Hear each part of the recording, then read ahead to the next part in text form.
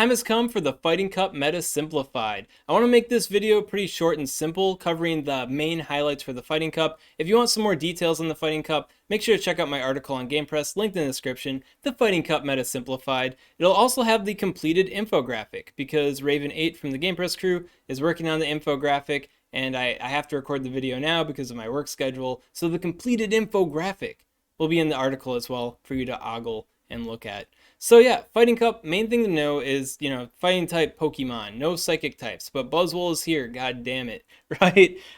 Basic breakdown is that rather than being like a standard cup where you're running like A, B, B teams and you're trying to bait stuff, the name of the game is mostly going to be energy and shield management. Like, you don't really want to swap your Pokemon out and get swap locked into anything unless you're certain that you're going to get fast move farm down. And if you do get fast move farm down, then there's a pretty high probability of you just losing if you're not ahead on shields, just because the whole trade in this game is going to be, energy and shield management. Basically, everyone's charge moves do like half damage, so like half of their damage, like half their HP bar gone. So yeah, that's this cup. Best Pokemon is going to be Buzzwole, but not a lot of people have it because it's a event exclusive, in-person event exclusive Pokemon. It wants to use Power Up Punch and Superpower, which means it's always going to be a guessing game if it's going to take out over half your HP or if it's just going to buff itself. So good luck with that one. Then we got the Poison Pokemon. Toxicroak is like everybody's hero because it's one of the better Pokemon here that you can actually get relatively easy access to. If you do plan on leading a Toxicroak, make sure your Toxicroak has a higher attack weight so you can potentiate getting charge move priority on the opposing Toxicroak. That is huge for the mirror matchup, and if they stay in that mirror matchup and you win that mirror matchup, then you're probably going to take the whole fight, circumstances depending, of course. As far as the other two poison types go, they're both pretty good. They got Aerial Ace, so that hits everything in this cup for like over half damage, which is nice. And then Close Combat does a bit more damage per charge move, so that's also pretty nice for closing.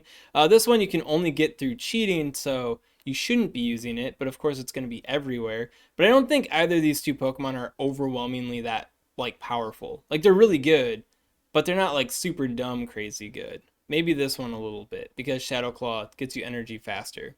What is crazy good, in my opinion, though, is going to be these dragons.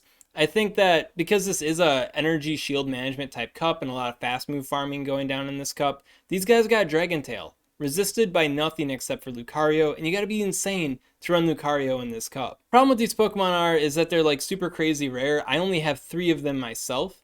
And that's like the Kommo-os. They're not even powered up and evolved yet. So, and only one of them has anywhere near decent PvP IVs. Like, and I'm not even talking like low attack. I'm just talking about like hitting above like 1486 to begin with. So yeah, but if you can bring both of these, that's probably going to be a good thing for you in this cup, because they probably are the better Pokemon in terms of stat product, raw neutral damage, early activation with the Dragon Claws. If you have to choose between just one of the two because of your resources, I'd say go with the Kommo-o. The Kommo-o has a close combat, so better closing potential, but the Hakamo-o ain't that far behind it. It is bulkier, which can matter in some key matchups. It just doesn't have as good of closing power as the Kommo-o does. And then we got the pure fighting type Pokemon. Yeah, with how specialized these above guys are, these definitely do play second fiddle. How they can pull ahead is that they have really like big attack stats and early activation charge moves. So between that, they may be able to pull ahead in some circumstances. But whatever tech they do bring to the table, like your opponent with these guys, might be able to do it a bit better. So it is a little bit dubious. But the Machamp stands out a lot, the Shadow Machamp there. You're going to want to use the Cross Chop with the Close Combat because all the other charge moves aren't great in this cup. And then when it comes to Hitmonchan, I think Power Up Punch is pretty nice, so you get that bait action in. It is earlier than the Elemental Punches. And then carrying Ice Punch for the Dragons. You could carry Fire Punch too instead of Power Up Punch if you're really worried about Buzzwole. But I feel like there's going to be so few Buzzwoles that you're actually going to run into that it might just be a bit too much.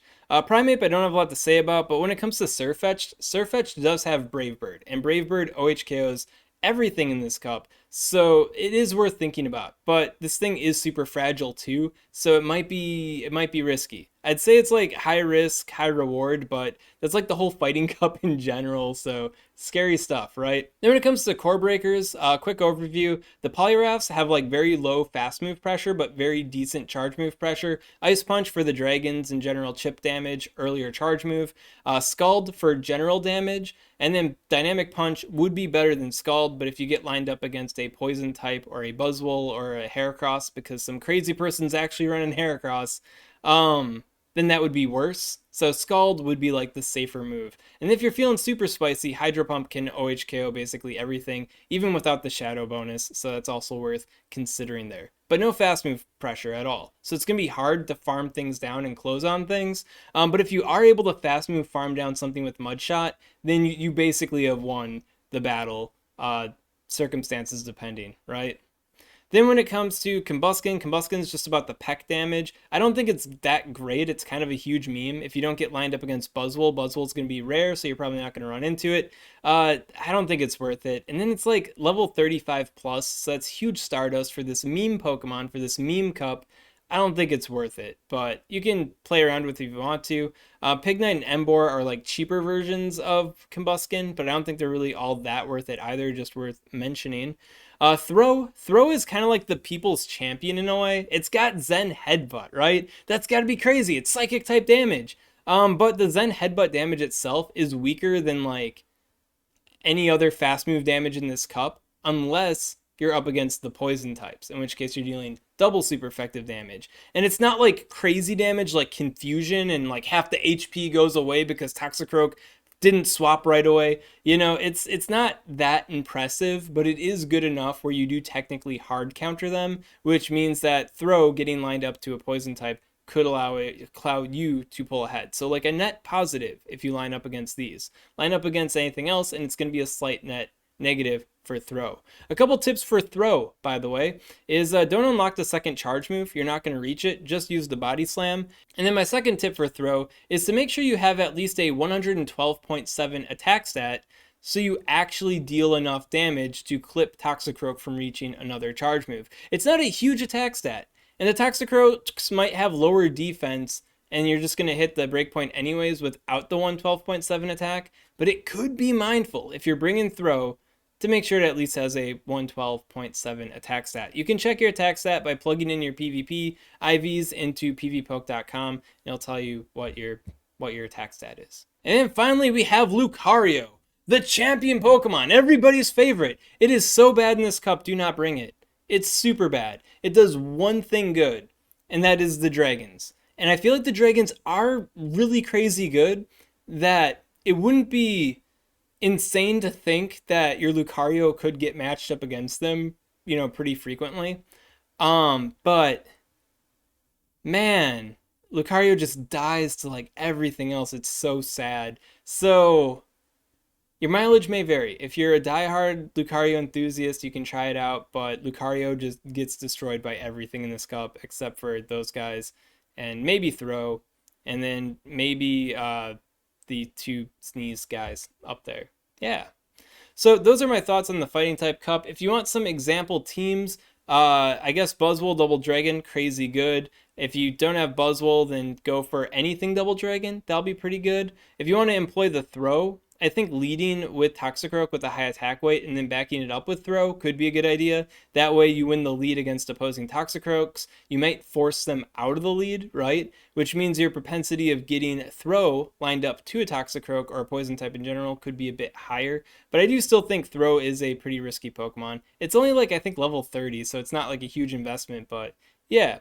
And then another team idea could be going with like Shadow Machamp or Shadow Hitmonchan in the lead, and then backing it up with Toxicroak, and then maybe closing out with the Surfetch there with the big Brave Bird, and then do your darndest to try to get shield advantage, and then close out the game with the big Brave Bird. So those are my 3 team recommendations. If you want more information about this cup, you want to check out the updated infographic, link in the description to my article on GamePress, the Fighting Cup Meta Simplified. If you got any questions on this content, comment below, let me know what's up. I'll be happy to help you out. And if you enjoyed this kind of content, you want to see more like it, make sure to subscribe to SwagTips.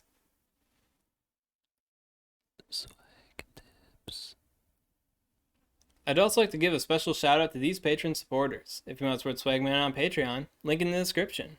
So on paper, this cup's like looking pretty bad. I don't know if it's worse than the Flying Cup though, but I've actually never personally experienced the Flying Cup, so I don't have a frame of reference. I never looked at the Flying Cup meta. I just know that it was like Shadow Aerodactyl, the cup. So if you've experienced the Flying Cup, I want you to comment below and let me know which cup's worse, this cup or the Flying Cup, because I honestly don't know, but this cup looks pretty bad.